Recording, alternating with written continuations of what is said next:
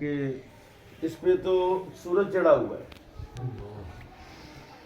میں صرف دو باتیں آپ کی خدمت میں عرض کروں گا۔ یہاں برادری کے لوگ بھی ہیں، خاندان کے لوگ بھی ہیں، عزیز رشتہ دار بھی ہیں۔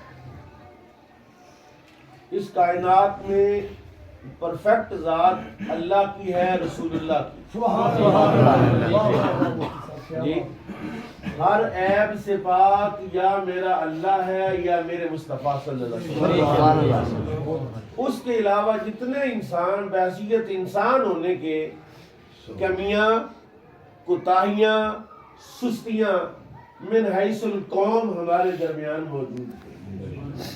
میرے آقا مولا امام الانبیاء صلی اللہ علیہ وسلم نے ارشاد فرمایا، حسنوا موتاکم، حسنوا موتاکم۔ بولیے ذرا یہ حدیث بولیے، آپ کو یاد ہو، حسنوا موتاکم، اپنے مردوں کی تحسین کرو۔ اگر تم میں کوئی بندہ فوت ہو جائے اور اس کی تعریفیں کرو، اس کی اچھی اچھی باتیں یاد کرو، اس کی نیکیوں کا ذکر اور تذکرہ کرو، اور یہ صرف اس دنیا میں یا اس امت کے لیے ہی نہیں ہے، بلکہ بخاری مسلم کی حدیث ہے، رسول کریم نے بنی اسرائیل کے 3 بندوں کا ذکر کیا جو غار میں پھنس گئے تھے۔ انہوں نے کیا کیا تھا؟ انہوں نے اپنی اچھی اچھی 3 نیکیاں ذکر کی، غار کے منہ سے پتھر ہٹ گیا۔ حسنوا موتاکم، اپنے مردوں کی تعریف کرو۔ اگر بھائی صدیق نے نماز پڑھی ہے، کسی کو صدقہ دیا ہے، کسی ضرورت مند کی خدمت کی ہے، جیسے بھٹی صاحب کہہ رہے تھے، رات کو بھی سنا، اور یقین جانے پہلے بھی میں نے اس کو دیکھا ہوا تھا، جنازے کے بعد جب میں نے اس کو دیکھا بالکل کھلتا ہوا پھول تھا وہ۔ ابھی تو بہت سی اس کی پتیاں رہتی تھی کھلنے والی، لیکن اس کا فیصلہ ہے، اس پر لبیک نہ بھی کہیں تو کہنا پڑتا ہے، لیکن حکم کیا ہے ہمیں؟ ہمارے لیے کیا حکم ہے؟ یہ آپ کلشیم کے ختم پہ آئے ہیں چنے کھائیں اور جائیں؟ نہیں، ہماری ذمہ داری ہے کہ ہم اس مرنے والے کی بخشش کا سامان کریں۔ ہمارے پاس اللہ تعالیٰ نے باقاعدہ طور پر ایک ذمہ داری رکھی ہے۔ سنیے رسول اللہ کی حدیث، میرے کریم آقا نے ارشاد فرمایا، ایک جنازہ گزرا، لوگ کہہ رہے تھے یار جان چھٹی، بہت برا آدمی تھا، بہت گندا بندہ تھا یار، شریر تھا۔ لوگ کہہ رہے تھے اس کے جنازے میں، رسول کریم صلی اللہ علیہ وسلم کی زبان ایک دم سے نکلا، واجبت، واجب ہو گئی۔ ثم مروا بجنازۃ، پھر کچھ عرصے کے بعد 2 دن 4 دن کے بعد ایک اور جنازہ گزرا، لوگ کہہ رہے تھے یار بڑا اچھا آدمی، یار بندہ بڑا چنگا تھا، بہت نفیس آدمی تھا۔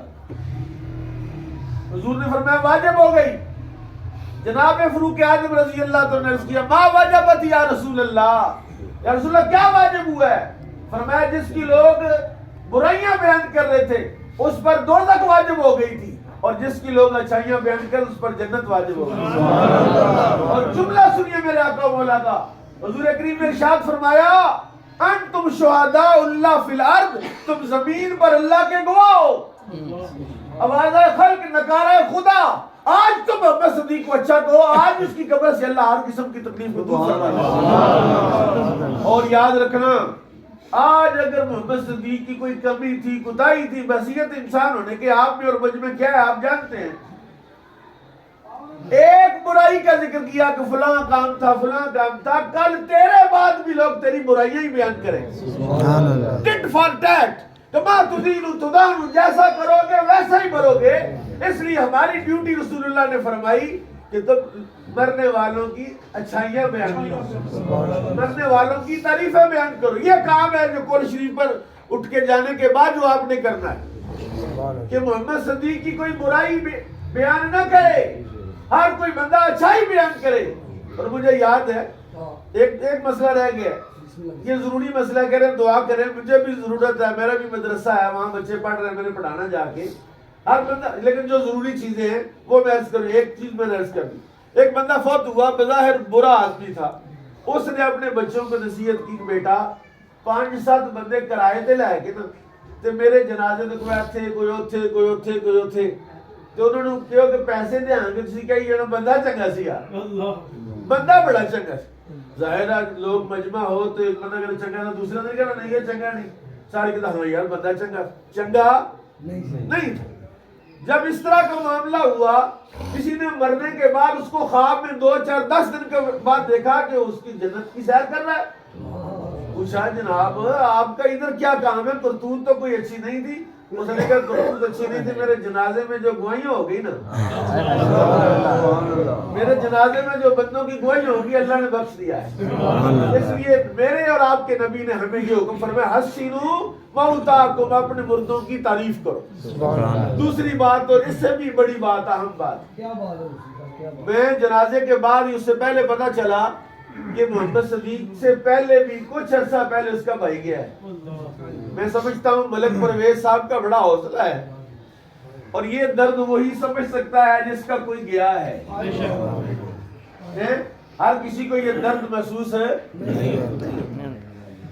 تو جس کے جوان 2 بیٹے گئے ہوں، جس گھر سے 2 جنازے اٹھے ہوں، پھر ان کی اولاد ہے، پھر بچے چھوڑ کے گئے، اصل پالنے والا کون ہے؟ سارے بندے نہیں بولے۔ اچھا ہم میں سے ہمارے بھی چھوٹے چھوٹے بچے ہیں، کئیوں کے بڑے ہو گئے، کئیوں کے پوتے ہیں، ہمارے بچے نہیں یتیم ہو سکتے؟ میرے آقا مولا نے ارشاد فرمایا جس گھر کے اندر یتیم کے ساتھ اچھا سلوک ہو اس گھر پر فرشتے رحمت کی چادر لے کر سایہ دیتے۔ اور دل سخت ہونا، آپ جانتے ہیں نا کسی کا دل سخت، یار بڑا ہی دل سخت ہو گیا، اس کا بڑا ظالم ہو گیا۔ نبی کریم صلی اللہ علیہ وسلم نے ارشاد فرمایا جس کا دل بہت سخت ہو وہ کسی یتیم کے سر پر ہاتھ پھیرے، اللہ اس کا دل نرم کر دے۔ سبحان اللہ۔ یتیم کی دستگیری، یتیم کی ضرورت کا خیال کرنا، آج تو ہم ختم پڑھ کے چلے جائیں گے، دعا کر کے چلے جائیں گے، اور بچوں کی ساری زندگی پڑی۔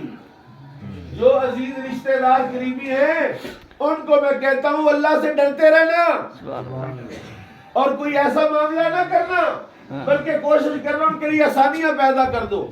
اور اگر تم نے کسی یتیم کے لیے آسانیاں پیدا کی اللہ تمہاری دنیا بھی بہتر کر دے گا، تمہاری آخرت بھی بہتر کر دے گا۔